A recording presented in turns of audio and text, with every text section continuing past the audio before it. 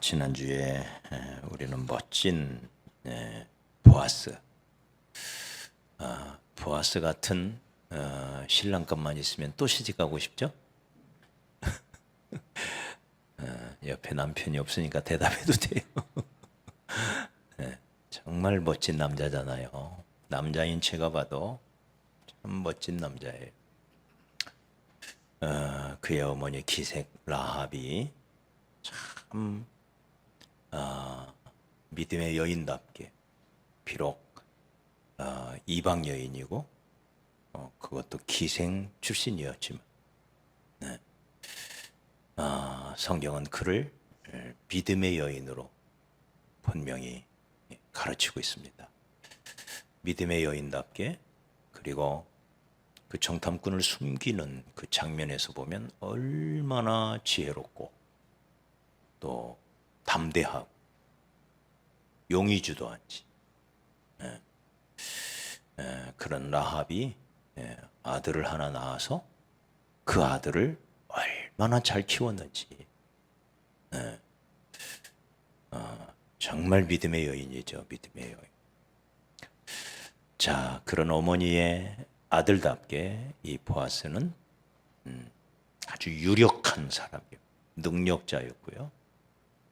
근데 능력만 있고 또 인간이 못되면 참 그것도 그렇잖아요.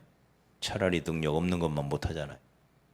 근데 유력자였고 아주 유능한 능력자였고, 그러면서도 남을 그렇게 배려하는 사람이었고, 무엇보다도 믿음의 사람이라 만나는 모든 사람을 축복하며 다가가는 걸 보잖아요.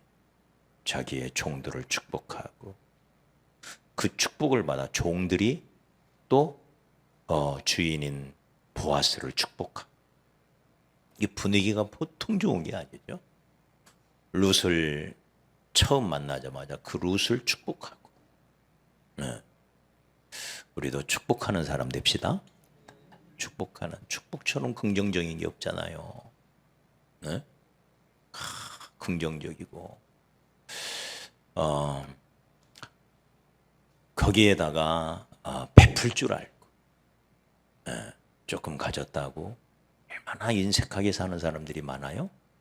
근데 이 보아스는 얼마나 넉넉한 그런 인심으로 이 가엾은 여자 이 룻을 그렇게 베풀잖아요. 베풀되 풍성히 베풀잖아요. 같이 점심 먹자 하고는 배불리 먹을 수 있도록. 또 이제 오늘 말씀에서도 보면 집에 갈 때는 룻에게 보리를 잔뜩 퍼서 어머니에게 갖다 줘라. 베풀 줄 알잖아요. 베풀되 받는 사람이 기분 나쁘면 또 안 되잖아. 기분 나쁘지 않게. 곡식을 베는 사환들에게 저 여자를 건드리지 말아라. 그리고 너희들이 떠온 그 가죽 부대의 물을 저 여인도 마시게 해라.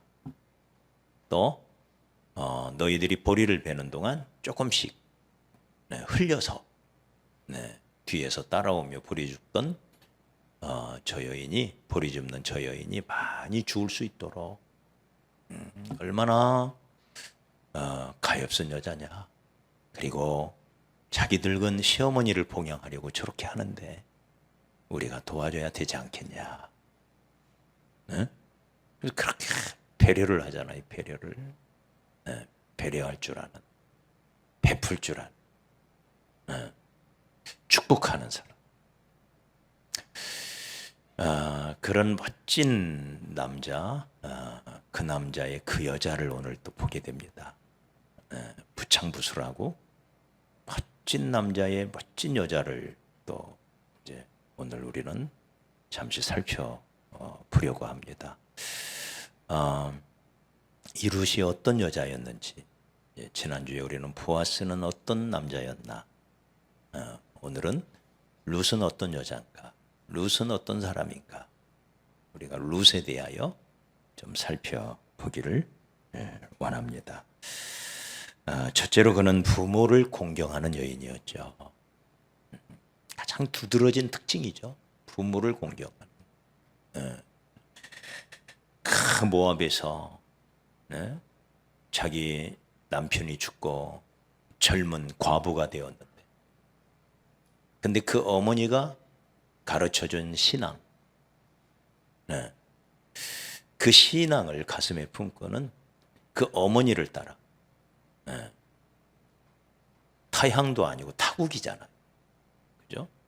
모든 게 낯설은 타국이잖아요. 타국. 모압이라는 나라에서 이스라엘, 말도 잘 안 통했을 텐데 얼마나 힘들었겠어요. 얼마든지 자기 동서처럼 갈 수 있었는데 가지 않고 끝까지 어머니를 따라와서 어머니의 하나님이 내 하나님이 되고, 어머니여 나를 가라 하지 마세요. 죽는 일 이외에, 죽음이 어머니와 나를 갈라놓기 이전에 내가 어머니를 떠나면 내게 벌 위에 벌을 내리기를 원합니다. 성경은 말하기를 그가 굳게 결심하는 것을 보고 더 이상 나오미가 말을 안 했다. 루사, 네 동서처럼 너도 가라. 나를 따라간들 무슨 희망이 있느냐. 늙어버린 나, 이 초라한 이 가엾은 나를 따라와봤자 너에게 무슨 유익이 되겠냐. 너도 아직 구말리 같은 인생인데, 젊은 여잔데 너도 가서 시집을 가라. 내 어머니의 하나님이 내 하나님이고, 어머니 그런 말 하지 마세요 하고는 끝내 따라와서는 어머니를 봉양을 하는데, 말이 어머니지, 이제 늙을 대로 늙었고, 주님 멀리에 있다가 죽게 징계를 받아가지고 모든 걸 잃었잖아요. 남편 잃고 두 자식 잃고 재산 잃고 다 잃었잖아요. 그 슬픔으로 가득한 여자, 그 실패한 여자, 가엾기가 정말 초라하기가 이를 데 없는 그런 자기 어머니예요. 그런데 그 어머니를 얼마나 잘 섬기는지. 여러분, 부모 공양은 부모의 행위를 수미양가로 먹이면 안 돼요. 다른 사람은 그럴 수 있어도 적어도 나에게 있어서 부모는 언제나 넘버원입니다. 맞아요? 내게 생명을 주신 분, 핏덩이 같은 나를 안아서 나를 키워주신 분이라. 그분이 없이 내가 있을 수 있나요? 존재할 수가 없죠. 물론 부족한 부모도 있죠. 참 원망스러운 부모도 있죠, 때로는. 그러나 거의 대부분은 우리가 생각해 보면, 그래서 천륜이라는 거예요. 하늘이 맺어준 인륜을 뛰어넘어 천륜이라는 거예요. 그래서 우리 하나님께서도 인간이 지켜야 할 5만 5천 개의 계명 중에 뽑아가지고 10개로 줄였는데, 그 10개 중에서도 대신 대인 계명이 있다면 대인 계명의 첫 번째가 뭐예요? 네 부모를 공경하라. 그리하면 네가 땅에서 잘 때 장수하리라. 첫 번째 계명이 첫 계명. 더군다나 첫 계명은 첫 계명인데 약속 있는 첫 계명이라는 수식어가 붙어요. 축복의 약속이 있다는 것은 그만큼 어려운 계명이라는 거예요. 부모를 잘 모신다는 게 그만큼 어렵다는 거예요. 그래서 우리 옛말에도 10자식 10자녀,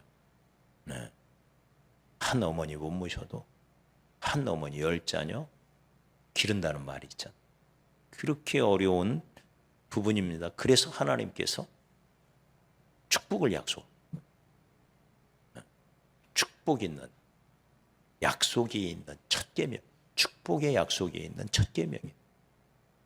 이게 부모 공경이라는 거예요. 룻의 입장에서 생각해 보십시오. 늙고 힘없는 빈털털 한푼 없는 거지와 같은 자기 어머니예요. 더군다나 시어머니예요. 시어머니. 자기를 낳은 친정 어머니도 아니고 시어머니예요. 정말 초라하기 이를 데 없는 여자예요. 그러니까 나오미가 적어도 잘한 것은 자기 며느리에게 좋은 시어머니 역할을 했던 거죠. 신앙도 전수해주고. 네. 이런 룻의 모습을 통해서 우리가 배우는 첫 번째 교훈이 부모 공경입니다. 부모 공경. 부모 공경은 부모의 행위를 수미양가로 점수 매기면 안 돼. 적어도 나에게는 언제나 100점이에요. 부모는 자기 자식만을 위해서는 모든 것을 할 수 있는 게 부모자. 부모가 열심히 돈 버는 것도 따지고 보면 자식 잘 키우려고 돈 버는 거 아닌가요? 그죠? 그렇게 자식은 부모에게 있어서 소중한, 그러기에 그런 사랑을 입고 자란 우리는 부모님께 룻처럼 봉양해야 할 줄 믿습니다. 출애굽기 10장 12절에도 네 부모를 공경하라. 그리하면 네 하나님 여호와가 네게 준 땅에서 네 생명이 길리라. 신명기 5장 16절에는 이 말씀을 다시 반복을 하면서 네 부모를 공경하라. 그리하면 네 하나님 여호와가 네게 준 땅에서 네 생명이 길고 복을 누리리라. 복을 누리. 가나안 땅에서 가나안 땅, 이것은 우리 신학식으로 말하면 신앙생활 가운데, 그 말이에요. 주님 품 안에서 신앙생활하는 가운데 복을 누리며 사는 방법, 부모 공경이라. 마태복음 5장 14절에는 하나님이 이르셨으되 네 부모를 공경하라 하시고 또 아버지나 어머니를 비방하는 자는 반드시 죽임을 당하리라. 부모에게 잘못하는 자는 죽어 마땅하다. 그래서 여러분, 우리가 부모님께 공경을 다하는, 우리가 오늘 읽었던 2절부터 6절을 보면 이 시어머니가 룻에게 몇 가지 요구를 하죠. 여기 한번 보십시오. 1절에 보면 내가 너를 위하여 안식할 곳을 구하여야 되겠다. 그러니 너는 여기 2절을 보면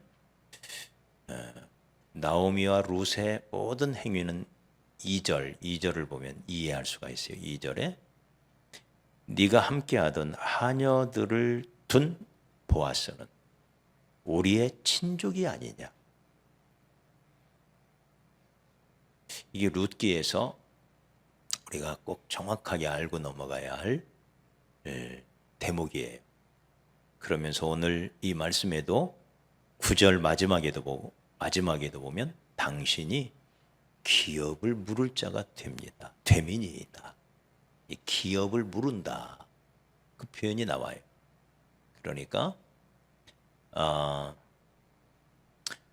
이제 몰락한 엘리멜렉의 가문을 아들 대가 끊어져 버렸으니까 조상 쪽부터 물려받은 땅도 다 사라지잖아요. 그러면 자식이 없어요. 그래서 하나님은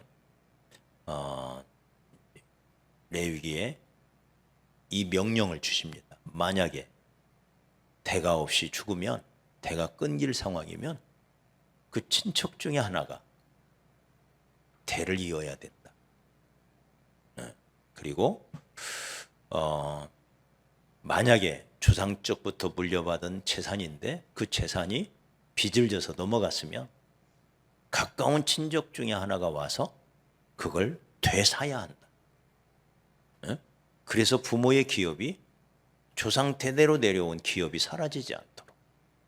이게 율법이에요. 지금 그 얘기를 하는 겁니다. 그 보아스는 우리의 친척이요 기업 물을 자 중에 하나다. 마땅히 죽은 자의 태를 그는 이어야 할 책임이 있다. 지금 그 얘기를 하는 거예요. 그러면서 너는 오늘 밤에 목욕을 하고 기름을 바르고 향수를 뿌리고 신방에 들어가는 아름다운 신부처럼 단장을 하고 몰래 가서 그가 잠들 때쯤 돼서 그의 이불을 싹 쳐들고 들어가라. 이 시어머니가 이제 모사를 꾸민 거예요. 모사를. 이게 좀 우리 생각에 좀 옛날 방식이니까 우리가 그냥 받아들이지. 오늘날 우리의 개념으로 보면 어때요? 아니에요? 옛날 방식은 이게 얼마든지 통하는 방식이에요. 옛날에.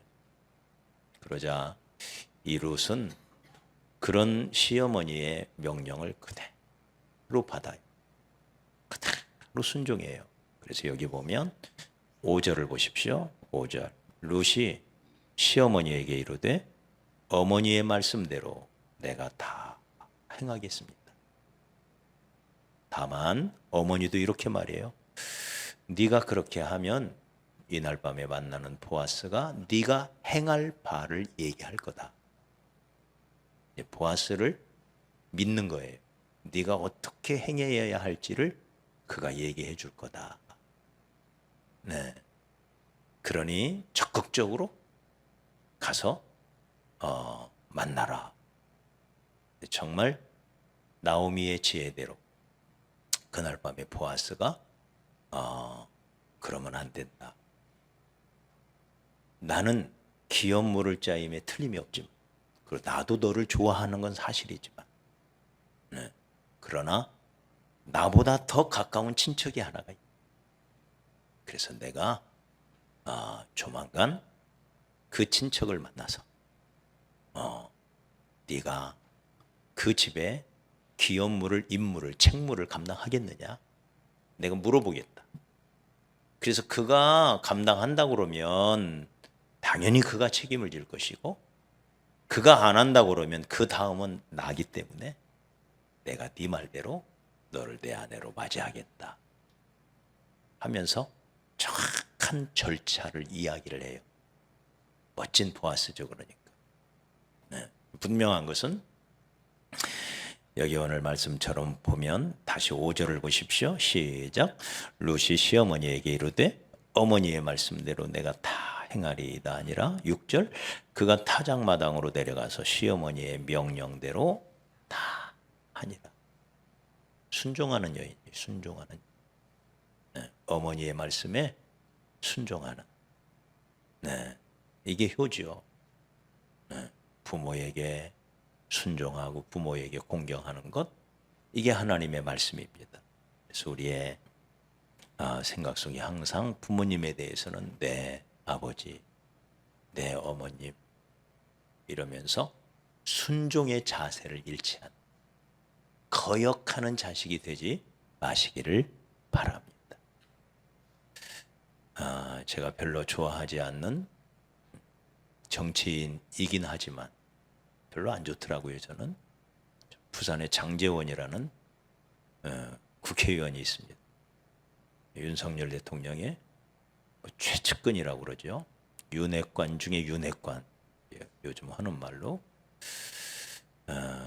그런데 장제원 그 의원에 대한 이야기가 며칠 전에 밝혀지는데 그래도 인상 깊은 게 하나가 있더라.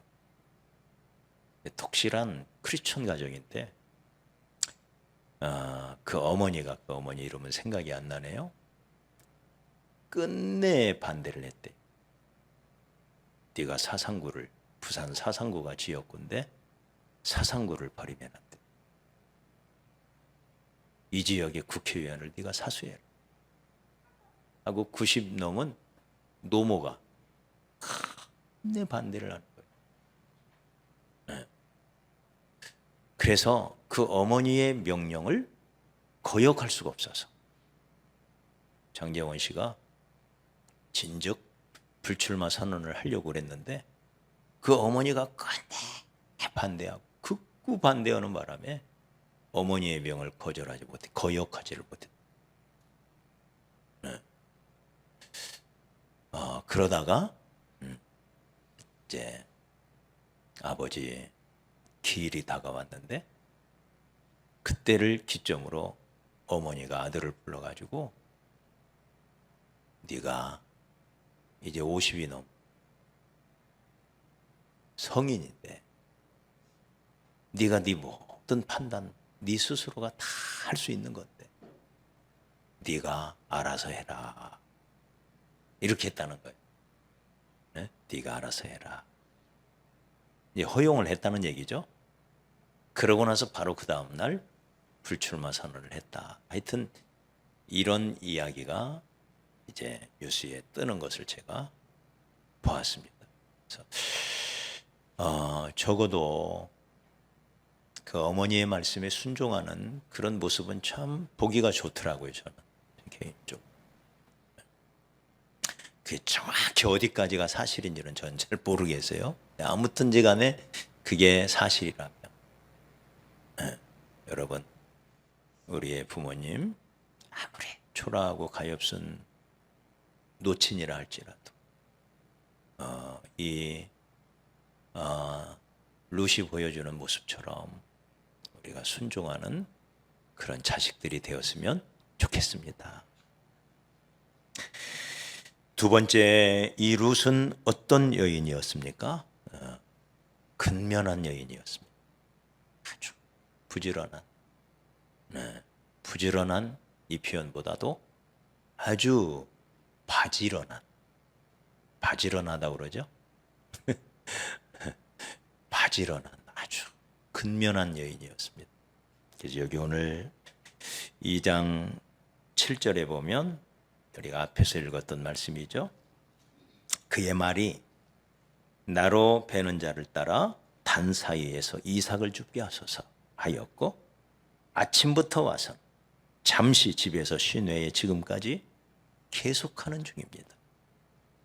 부지런히 이삭을 줍는 거예요. 저녁까지 아침부터 와가지고 부지런히 주워서 자기 시어머니를 공경하고 또 자기도 먹고 살아야 되니까 부지런히 그 어려운 그 아무것도 없이 빈털터리로 왔지만 이런 근면함이 있는 거예요. 여러분 우리도 우리에게 주어진 일 근면성실하게 우리가 잘 감당하는 남자요 여자가 되었으면 좋겠습니다. 자기 사업에 자기 일에 근실한 사람을 보았느냐? 그는 왕 앞에 설 것이요 천한 자 앞에 서지 아니하리. 프랭클린 대통령의 평생의 좌우명이었대. 누가 보든 안 보든 하나님 앞에서 근면한 모습, 성실한 모습, 이것이 얼마나 소중한지. 그래서 잠언 11장 16절에 유덕한 여자는 존영을 얻고 근면한 남자가 재물을 얻느니라. 손을 게으르게 놀리는 자는 가난하게 되고 손이 부지런한 자는 부하게 되느니라. 근면한 자가 잘 살게 된다는 거예요. 잠언 12장 24절에 부지런한 자의 손이 사람을 다스리게 되어도 게으른 자는 불임을 받느니라. 올라가지 못하고 늘 그 자리에서 불임받는 인생에서 끝나고 말아. 근면해야 됩니다. 우리 라오스 청년들도 있는데 내 말 이해가 했어요? 여기 누구지? 시아 이해했어? 못했어? 시아가 한국말을 아주 잘하는데도 이해를 못했대요. 부지런하다 이해했어요? 가우짜이버? 부지런하다 부지런해야 잘 사는 거예요. 회사에 가서도 인정받고. 직장인들은 남들보다 조금 더 빨리 가고. 옛날에 우리 구소장, 그 구소장이 가끔 생각나요. 어제도 누구랑 통화하는데 구소장 이야기를 했어요. 저는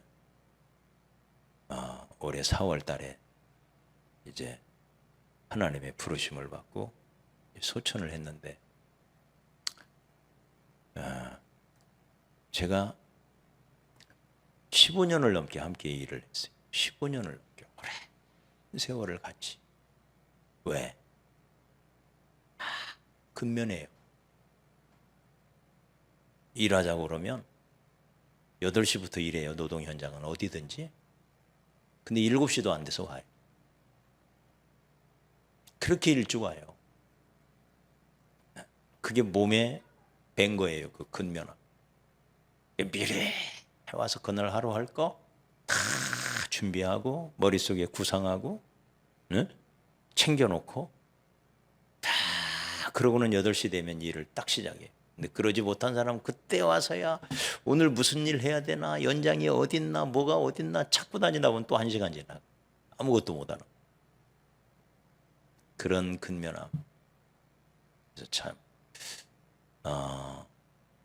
어제 하루 종일 소방검사 때문에 아침부터 저녁 6시가 넘도록 뛰어다니는데 구소장이 많이 생각나더라고요.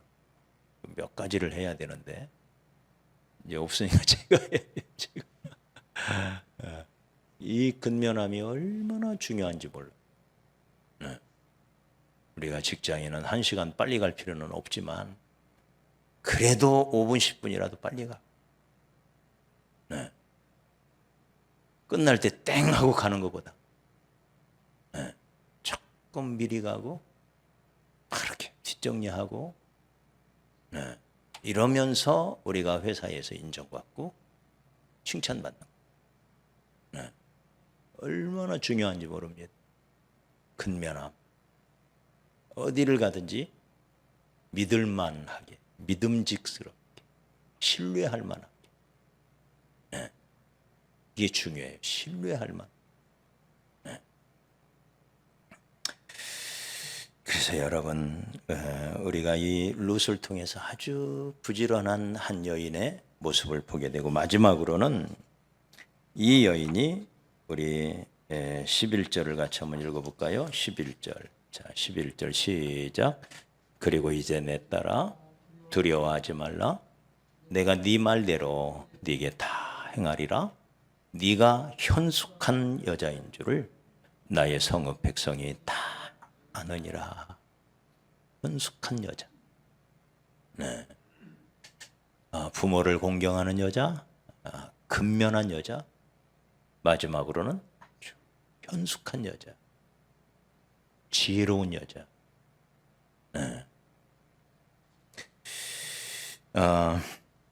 그런 현숙한 여자인 걸 나도 알고 나의 성읍 백성이 다 안다. 네가 말하고 행하는 너의 처신하는 그 모든 것들이 네가 얼마나 현숙한 여자인지 다 안다. 이게 룻이에요. 우리가 잠언 31장의 마지막 잠언의 결론장이죠. 마지막 잠언의 마지막 결론. 그게 현숙한 여인으로 끝나요. 마지막 결론. 현숙한 여인이 어떤 게 현숙한 여인인지. 그래서 여인만 아니고 남자도 그러겠죠. 우리가 이 현숙한 여인, 우리 잠언 31장 가서 다 한번 보십시다. 룻을 생각하면서 하나님이 바라는 현숙한 여자는 어떤 여자인가. 우리가 동경하고 우리가 본받아야 할 주님이 기뻐하시는 현숙한 여인의 모습 한번 가보시죠. 10절. 잠언 31장 10절부터 마지막 절까지 마지막 결론이에요. 마지막 결론. 마지막 결론. 우리 10절 같이 읽죠. 시작. 누가 현숙한 여인을 찾아 얻겠느냐. 그의 값은 진주보다 더하다. 이 세상에 가장 아름답다는 진주보다도 훨씬 더 가치 있다. 그게 현숙한 여인이다. 그 다음 시작. 그런 자의 남편의 마음은 그를 믿나니, 그를 신뢰해요. 그를 믿나니. 그 다음 산업이 핍절하지 아니하겠으며 그런 자는 살아있을 동안에 그의 남편에게 선을 행하고 악을 행하지 아니하느니라. 그는 양털과 삼을 구하여 부지런히 손으로 일하며 상인의 배와 같아서 먼 데서 양식을 가져오며 밤이 새기 전에 일어나서 자기 집안 사람들에게 음식을 나누어 주며 여종들에게 일을 정하여 맡기고 밭을 살펴보고 사며 자기의 손으로 번 것을 가지고 포도원을 일구며 힘있게 허리를 묶으며 자기의 팔을 질려버리네요. 이런 여자가 어디 있을까? 그 남자는 또 뭐해 그러면 이런 여자? 그런 생각 안 들어요? 이야, 그 다음에 또 계속 읽어봅시다. 18절 시작. 자기의 장세가 잘 되는 줄을 깨닫고 밤에 등불을 끄지 아니하며 밤이 새기 전에 일어나가지고 밤에도 등불을 끄지 않고 그 다음에 손으로 손뭉치를 들고 손가락으로 가락을 잡으며 그는 권고한 자에게 손을 펴며 궁핍한 자를 위하여 손을 내밀며. 우리 이런 것들은 꼭 배웁시다. 우리 베풀기 좋아하는 여인들이 되시기 바랍니다. 베풀어야 돼요. 거기서 덕이 생겨. 베풀 줄 알아요. 있다고 베푸는 게 아니에요. 없어도 베풀 줄 알아요. 있는 사람이 더 한다고 그러잖아요. 있다고 꼭 베푸는 게 아니에요. 없어도 베푸는 것이 습관이 되는, 이게 아름다운 현숙한 여인의 모습이에요. 베풀고 나눠 먹고 사고의 구조가, 사고 방식이 뭐가 생기면 이걸 누구랑 나눠 먹을까? 누구에게 베풀까? 이 생각을 꼭 하는 여인들이 되시기를 축복합니다. 베풀 줄 알아야 돼요. 그래야 덕이 생기고, 그래야 거기서 주의 향기가 나타나고 주님이 기뻐하시고, 베풀 줄 알아요. 많아야 베푸는 거 절대 아니에요. 절대 아니에요. 많아도 못 베푸는 사람이 얼마나 많은지 몰라요. 베풀 줄 아는. 그는 곤고한 자에게 손을 펴며 궁핍한 자를 위하여 손을 내밀며. 그 다음 21절 시작. 자기 집 사람들은 다 홍색 옷을 입었으므로 눈이 와도 그는 자기 집 사람들을 위하여 염려하지 아니하고 따뜻하게 누비옷, 겨울옷 지어 입혀가지고 추위가 와도 끄떡없다는 거예요. 걱정이 없다는 거예요. 자, 그 다음에 22절 시작. 그는 자기를 위하여 아름다운 이불을 집으며 세모포와 자색옷을 입으며. 자기를 가꿀 줄 아는 여자였다. 현숙한 여인. 죽어라 일만 하는 여자가 아니래. 자기를 가꿀 줄 아는. 그래서 자기를 위하여도 적당히 쓸 줄 아는. 그래서 자기를 위하여 아름다운 이불을 짓고, 또 세마포와 자색옷을 입고, 자기를 가꿀 줄 아는 여인의 모습을 이렇게 표현하고 있습니다. 자, 23절 시작. 그의 남편은 그 땅의 장로들과 함께 성문에 앉으며 사람들의 인정을 받으며, 그는 배로 옷을 지어 팔며 띠를 만들어 상인들에게 맡기며. 그 다음 25절 능력과 존귀로 옷을 삼고 후일을 웃으며. 이 말이 마음에 딱 와닿아요. 후일을 웃으며. 지금 당장보다도 늘 후일을 생각하면서, 지금은 고생해도 훗날을 생각하면서. 우리 옛말에도 젊어서는 사서 고생한다 그랬어요. 늘 후일을 도모하는. 그 다음 시작. 입을 열어 지혜를 베풀며 그의 혀로 인애의 법을 말하며. 얼마나 지혜로운지. 그 지혜로 다른 사람들에게 선한 영향력을 미치더라. 그 다음 자기의 집안일을 보살피고 게을리 얻은 양식을 먹지 아니하나니 그의 자식들은 일어나 감사하며 그 남편은 칭찬하기를. 여기 칭찬이라는 말이 3번이나 나와요. 3번. 칭찬받는 여자. 칭찬하기를. 29절 시작. 덕행 있는 여자가 많으나 그대는 모든 여자보다 뛰어나다. 덕행. 덕이 있다 이 말이죠. 덕이 있다. 나이가 들면서 여자는 덕이 있어야 돼. 덕. 네. 덕행 있는 여자가 많으나 그대는 모든 여자보다 뛰어나다. 자, 그 다음 우리 30절은 꼭 우리 마음에 담으십시다. 현숙한 여인의 30절 시작. 고운 것도 거짓되고 아름다운 것도 헛되나 오직 여호와를 경외하는 여자는 칭찬을 받을 것이다. 여호와를 경외함이 특출난. 네. 아마 여호와를 경외하는 여자이기 때문에 다른 것들도 다 가능했겠지요. 네. 그래서 여호와를 경외하는 여자, 그래서 칭찬을 받는 여자. 자, 마지막 31절 시작. 그 손의 열매가 그에게로 돌아갈 것이요 그 행한 일로 말미암아 성문에서, 네, 온 성읍에서 칭찬받는. 그래서 아까 25절에 보면 능력과 존귀로 옷을 삼고 유능하기도 했지만 귀부인으로서 대접을 받았다. 이거. 존귀하게 대접을 받았다. 귀부인. 네? 귀부인은 남이 인정해야만 귀부인이에요. 귀티나게 꾸며 입고 다닌다고 귀부인이라고 하지 않아. 남이 귀부인으로 인정해야만 귀부인이 되는 거예요. 그래서 그는 존귀로 옷을 삼았다. 그러면서 그 행한 일로 말미암아 성문에서 칭찬을 받으리라. 그 성읍이, 그 도시 사람들이 그걸 다 알아보고 칭찬이 자자한 그런 여인.